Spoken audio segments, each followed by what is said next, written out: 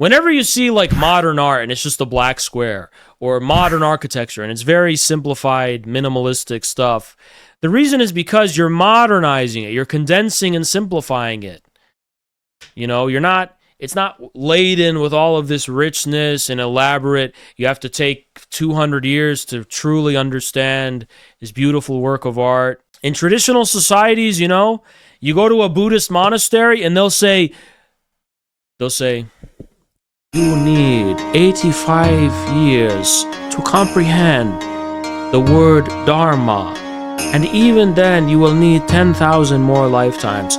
And they're not even wrong, by the way. They are correct. They have accumulated thousands of years of wisdom. They really have. And you do need to go through these loops, these zigzags, and these discontinuities of experience in life, where you pass through death, and you pass through life, and you pass through ego, and it's a cycle, and you need to kind of constantly meditate and constantly just sit in silence for 10 hours every day for 5 years to really get it. But you can't condense that into 10 seconds. You can't modernize that.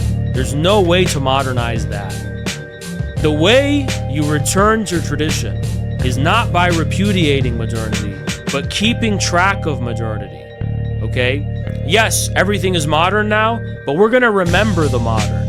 I'm going to remember what was modern yesterday and assimilate it within this integral totality, rational totality, where what happened yesterday is rationally compatible with what is happening now. And I am able to discern the wisdom, or not the wisdom, the rationality behind that development. That is what Marxism did explicitly with historical materialism, okay?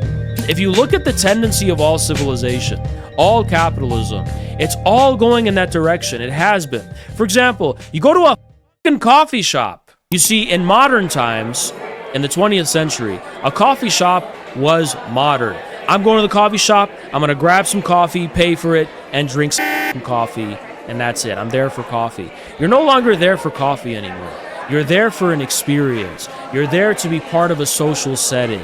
You're there to be conscientious, and when you're buying a cup of coffee, it's going toward just like Zizek said about Starbucks, it's going towards some charity or some kind of environmental cause. And I'm sitting there, I'm conscientious, and I'm taking a selfie. I'm experiencing the experience of drinking a cup of coffee, and I'm taking a selfie and uploading it. It's fundamentally different from the form of modern capitalism Marx was talking about.